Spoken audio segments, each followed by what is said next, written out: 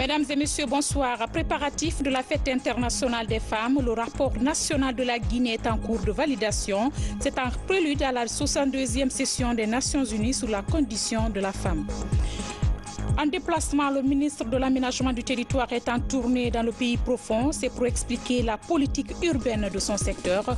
À Kindia, plus de 6 000 hectares de terre sont obtenus pour servir les domaines publics.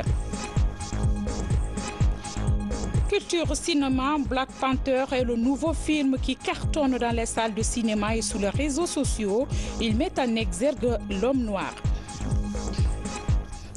Voilà pour les titres. Encore une fois, bienvenue à tous. C'est parti pour le mois de la femme, tout un mois consacré à la célébration de la femme sur le plan national et international. En Guinée, le ton est donné par le lancement ce matin des travaux de validation du rapport national. Ce rapport sera présenté à la 62e session des Nations Unies sur les conditions de la femme. Mamadi Terna Kamisoko. La Guinée se prépare à la 62e session des Nations Unies sur la condition féminine. Le rapport à présenter est en examen pour 2 jours à Conakry. Ce rapport fait le point sur l'autonomisation de la femme dans le pays. Depuis 2011, ce chantier est d'une grande priorité pour le gouvernement. La situation de la femme en Guinée évolue positivement, nous le disons ainsi. Il y a une prise de conscience. Et avec l'évolution de la situation, aujourd'hui les femmes sont très impliquées dans tous les domaines de la gouvernance, de l'économie, de l'autonomisation, ainsi que dans le gros secteur de l'agriculture notamment. Les femmes sont très impliquées depuis la production à la commercialisation jusqu'à la transformation des produits agricoles. Et donc les femmes aujourd'hui s'organisent de mieux en mieux en coopérative. Il y a les femmes entrepreneurs, mais aussi les femmes vont dans des secteurs diversifiés où on pensait auparavant que c'était réservé qu'aux hommes, dans les mécaniques, dans l'électricité, dans la soudure, etc., etc. Des efforts qui font espérer. Toutefois, des défis se posent encore à la Guinée sur le chemin de la matérialisation complète des engagements internationaux. Dans le cadre de l'éducation, on n'a pas toute la satisfaction puisque jusqu'ici, il y a des filles qui n'ont pas accès encore à l'école, surtout dans les zones rurales. Et heureusement, le thème de cette année porte sur les communautés des filles rurales. Il y a aussi l'autonomisation dont on parle, c'est pourquoi justement des plaidoyers seront faits pour qu'il y ait beaucoup plus d'accès aux opportunités financières pour les femmes.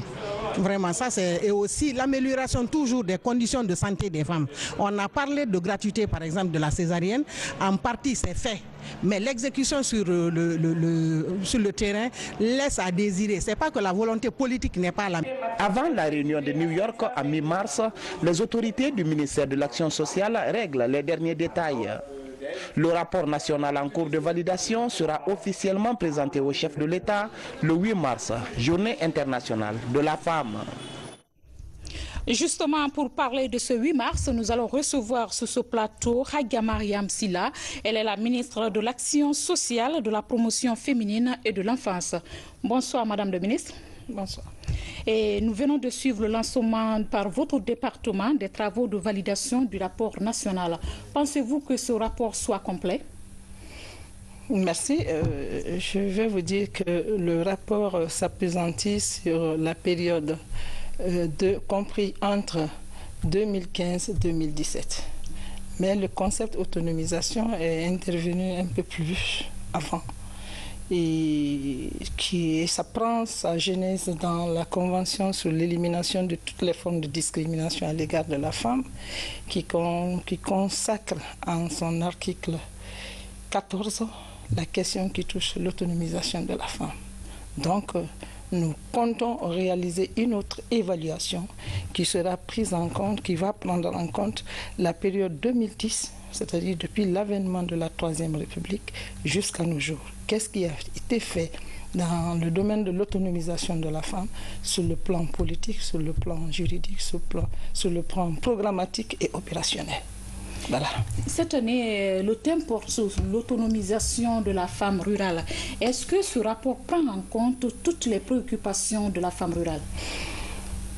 Oui, je peux dire que oui, ça prend en compte toutes les préoccupations parce que quand vous parlez des questions d'éducation, de formation, de santé reproductive, comme ils l'ont dit, mais les questions juridiques, La Guinée a ratifié toutes les conventions qui protègent et font la promotion de la femme. Ça touche également les questions de violence. Donc, et ainsi que l'institutionnalisation. Qu'est-ce qui est fait sur le plan institutionnel pour l'autonomisation de la femme, y compris la participation de la femme au poste de prise de décision.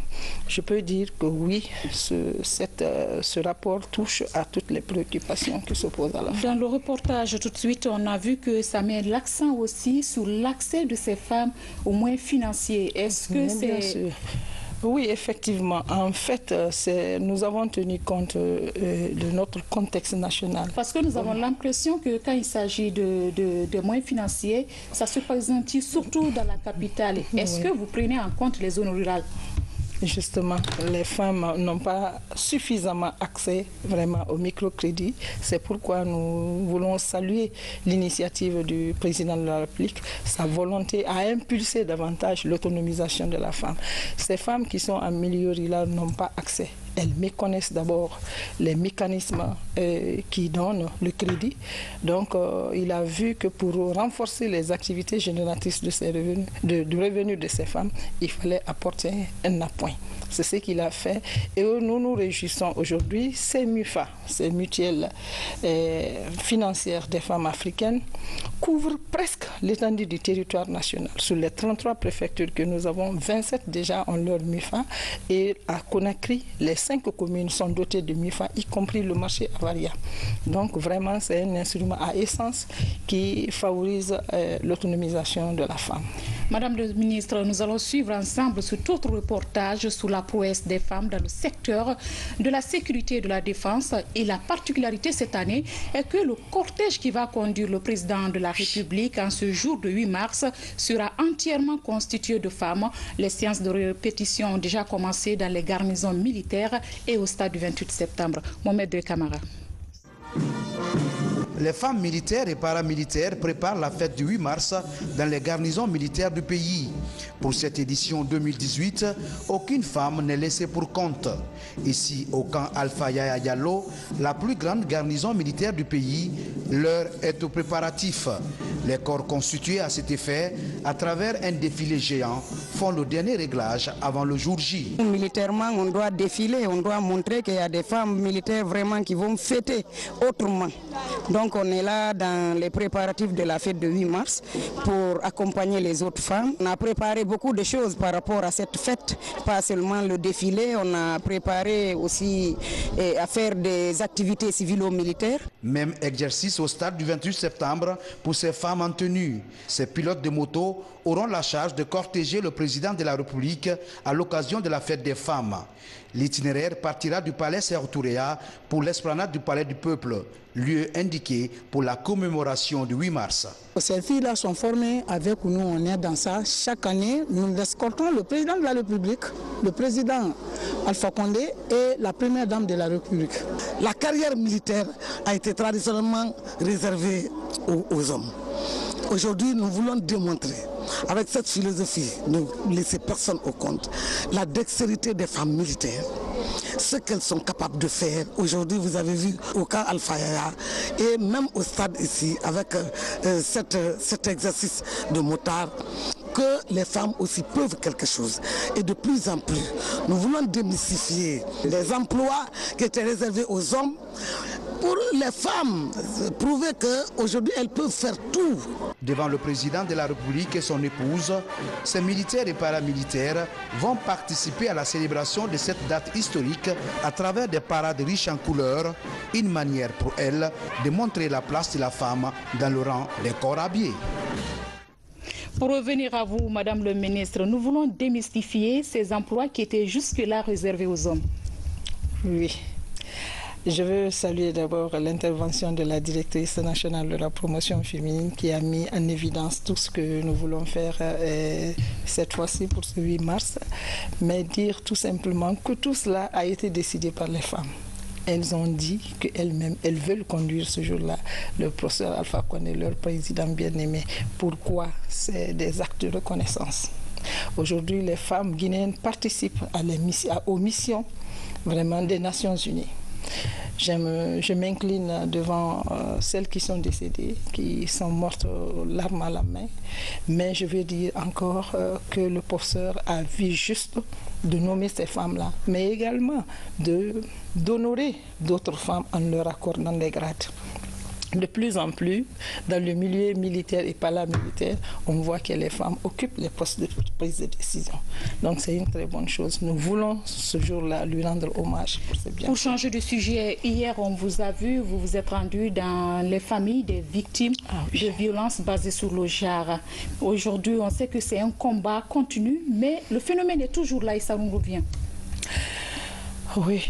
Lorsque l'on l'évoque, on a vraiment un pincement au cœur. La chair. Oui, bien sûr. Je me pose la question, qu'est-ce qui ne va pas? Qu'est-ce qui peut pousser un homme qui a aimé une femme et que ce dernier se mette à taper sur cette femme jusqu'à ce qu'elle... Oui, l'exemple le plus récent, le cas de... C'est celle qui est morte par suite de coups et blessures. Je voudrais tout simplement dire aux femmes de ne pas garder silence. La femme guinéenne se confine dans son silence. Elle accepte les coups et blessures. Il faut briser le tabou. Alors que toutes les lois sont favorables à sa protection. Mais ce que nous ne devons pas perdre de vue, parce que nous mettons toujours l'accent sur les victimes. Qu'est-ce qui peut pousser un homme à violenter sa famille, son enfant, sa femme? Qu'est-ce qui peut pousser? Je ne les défends pas. La preuve est que nous-mêmes, nous avons œuvré avec le ministère de la Sécurité à travers l'OPROGEM à procéder à l'arrestation de ce monsieur. Aujourd'hui, il est déféré. Je ne les défends pas, mais il faudrait que nous puissions regarder de ce côté-là, assurer la prise en charge de ces auteurs de violence. Parce que sinon, avec l'ampleur que nous connaissons, vraiment, ce ne sera pas une très bonne chose. Pour finir, quels seront les grands moments de la célébration de la femme cette année? Aujourd'hui, nous avons commencé. Je voudrais d'abord saluer la commission nationale, composée des départements ministériels à travers les points focaux, les partenaires au développement, les ONG internationales et nationales, et toutes les organisations de la société civile. Alors, au menu, notre programme, nous avons commencé aujourd'hui à travers la validation. Vous savez, nous avons 3 documents. Le premier, on en a parlé tout de suite, c'est le rapport national sur l'autonomisation de la femme et la réduction des inégalités entre l'homme et la femme. Et les défis qui se posent aux femmes en termes de réduction des inégalités et à l'autonomisation de la femme. Ça, c'est le premier document.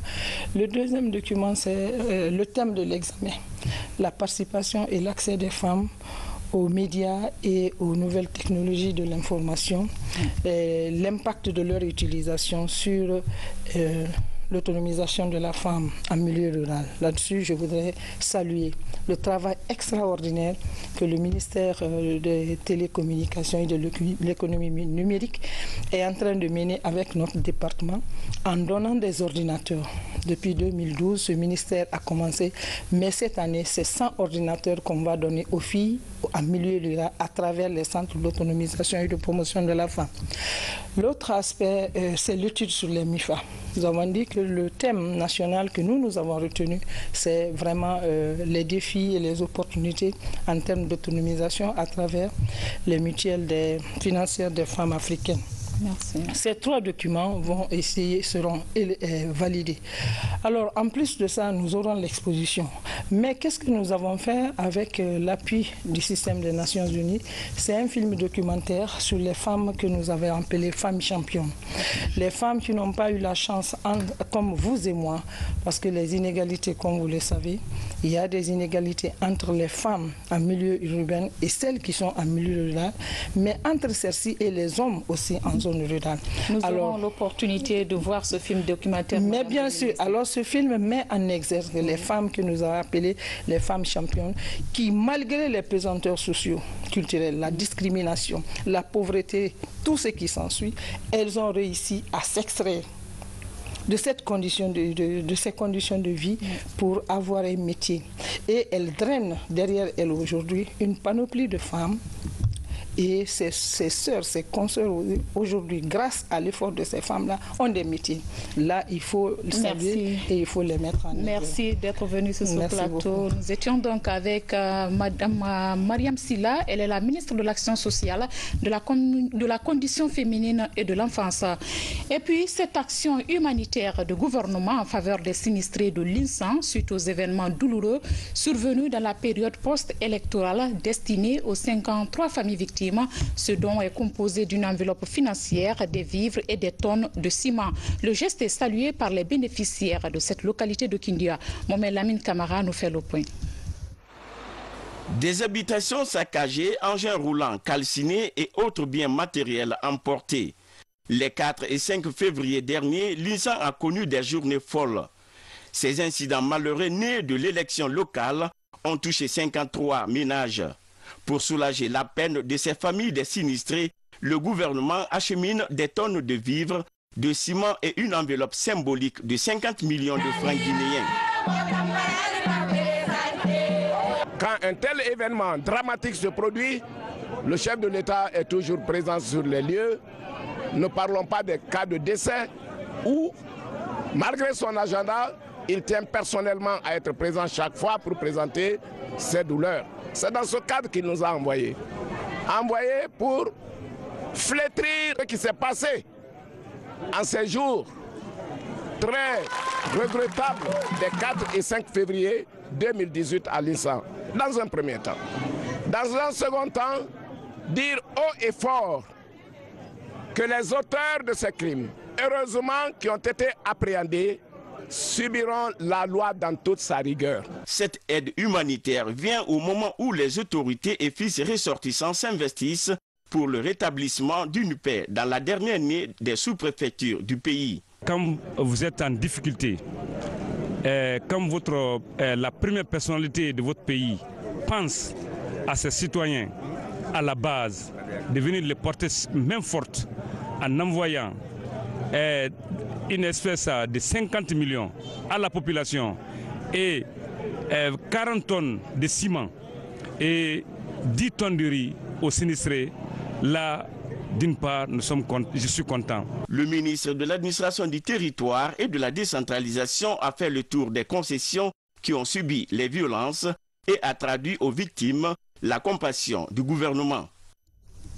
Parallèlement, la sous-préfecture de Kalinko, victime également des violences post-électorales, a aussi bénéficié de la générosité de l'ONG Les Petits Anges de Guinée. L'organisation a offert des kits d'habits et de jouets aux enfants de cette sous-préfecture de Dinguiraye. Compte rendu, Safran Tenin Koulibaly. Sourire aux lèvres, ces enfants de Kalinko retrouvent l'insouciance de leur âge. Ils étreignent les premiers cadeaux après le traumatisme causé par des violences post-électorales. L'ONG Les Petits Anges de Guinée est venue offrir ses jouets à des centaines d'enfants à 60 km du centre-ville de Dinguiraye. J'ai vu ce qui se passait à Kalinko. J'ai vu les maisons en feu.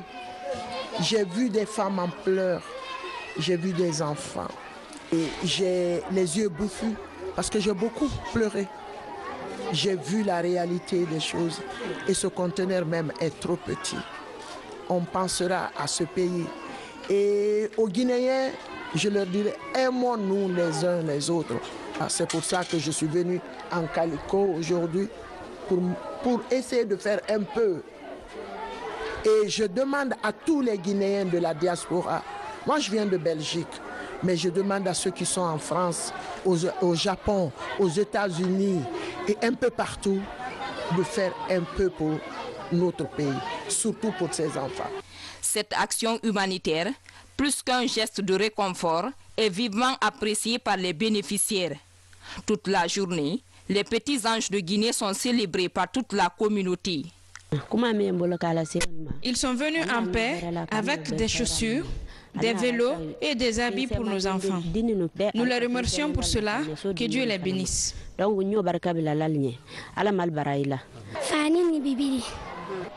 J'ai reçu des habits et une peluche pour jouer. Je remercie les Petits Anges pour ce cadeau.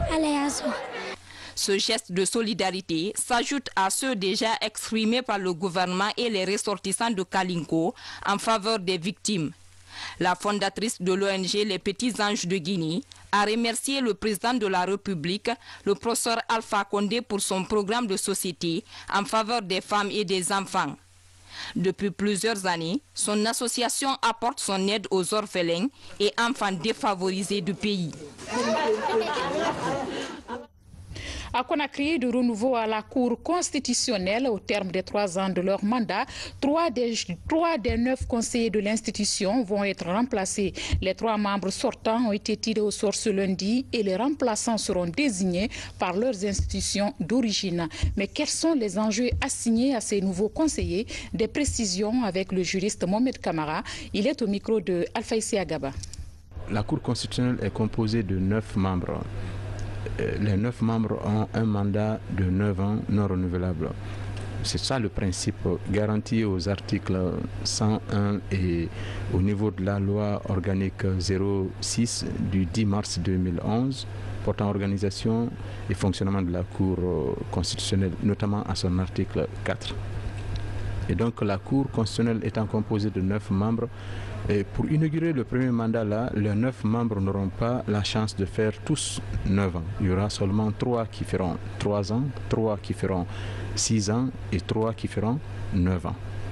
Le renouvellement par tiers suppose que le jour du tirage au sort, le plus jeune conseiller viendra tirer au sort le nom de 3 personnes.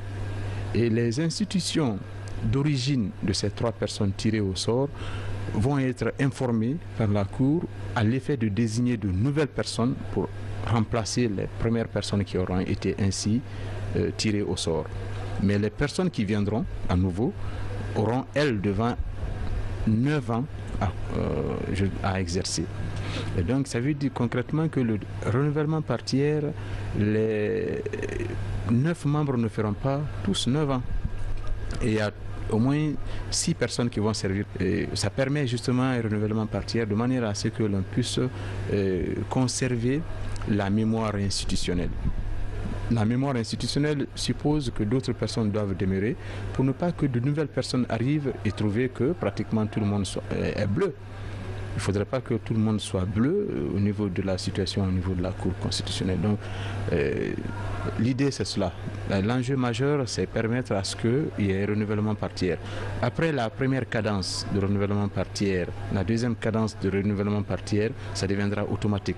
Chaque 3 ans, on sait qui doit aller, qui doit rester. Alors, les 3 personnes qui vont être remplacées, alors, les personnes qui viendront à la place de celles-ci devront attendre d'abord qu'elles soient confirmées par décret présidentiel et attendre qu'elles prêtent serment devant le président de la République et devant le président de l'Assemblée nationale en même temps, avant de prendre fonction.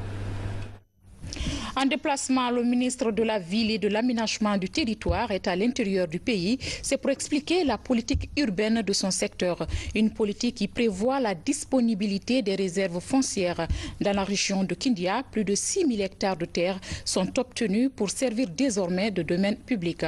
Saint-Martin, Fansinaduno, Sadoubari. Le schéma directeur du projet Grand Conakry Vision 2040 englobe les préfectures de Dubreka, Koya, Folkaria et Kindia. Un plan d'aménagement qui prend en compte tous les aspects de développement des différents secteurs. Des infrastructures de base et d'autres équipements sont prévus. Pour leur mise en œuvre, le gouvernement, à travers le ministère de la Ville et de l'Aménagement du Territoire, compte sur l'implication des communautés, cadres techniques et administrateurs pour la réussite de la campagne de préservation et de sécurisation des réserves foncières de l'État. On a les codes, c'est vrai, mais rien n'est vulgarisé. Conséquence, la population fait ce qu'elle veut. Ce que nous sommes en train de faire aujourd'hui, c'est non seulement immatriculer les réserves, mais aussi les domaines de l'État. Faire en sorte que tout ce qui appartient à l'État soit immatriculé et affecté. L'appel des autorités du secteur de la construction est entendu par les responsables de la région administrative de Kindia. Ils mettent à la disposition de l'État 6 886 hectares de terre. Avec une telle superficie, la région de Kindia se classe première en termes de réservation des domaines publics. Ces réserves foncières sont déjà immatriculées et sécurisées par les cadres techniques. on est en train de créer des plaques de signalisation pour que chaque réserve levée, consignée, reçoive une plaque d'identification pour dire que, quel que soit le pays, quand quelqu'un rentre dans ce domaine-là, voit la plaque, on lui indique la superficie, on lui indique le rayon de la réserve. Si l'individu s'entête, puisque le Guinéen aime s'entêter, à ce moment, c'est assez risqué et péril. Nous, on fera le maximum pour que l'objectif assigné à l'habitat aboutisse. Aujourd'hui, le président de la République, son souci, c'est de donner un habitat décent à tous les Guinéens. Mais le problème, c'est que la population est en avance sur l'État. Il faut qu'on se réveille très rapidement pour déjà mettre la main sur les espaces qui sont là. Et c'est en cela que je salue cette démarche, que ce ne soit pas seulement sur les réserves de l'État. S'il y a de l'espace, en concertation avec les communautés et l'administration du territoire, les espaces qui sont là, que ces espaces ne soient pas bradés pour que ce projet puisse être réalisé dans les meilleures conditions. Ici comme ailleurs, les cadres techniques des directions préfectorales de l'habitat sont reçus par leurs ministres pour expliquer leurs approches de travail et leurs relations avec les populations dans la gestion des questions foncières.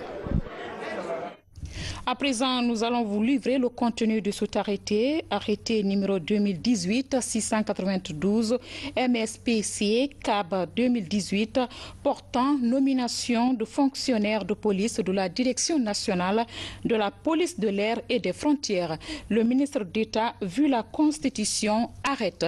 Article 1er, les cadres de police dont les prénoms et noms suivent sont nommés dans les fonctions ci-après. 1. Abdoulaye Sangaré, matricule 262-314R, commissaire principal de police, précédemment commissaire central adjoint de Koya, est nommé commissaire spécial de l'aéroport international de Bessia-Conakry.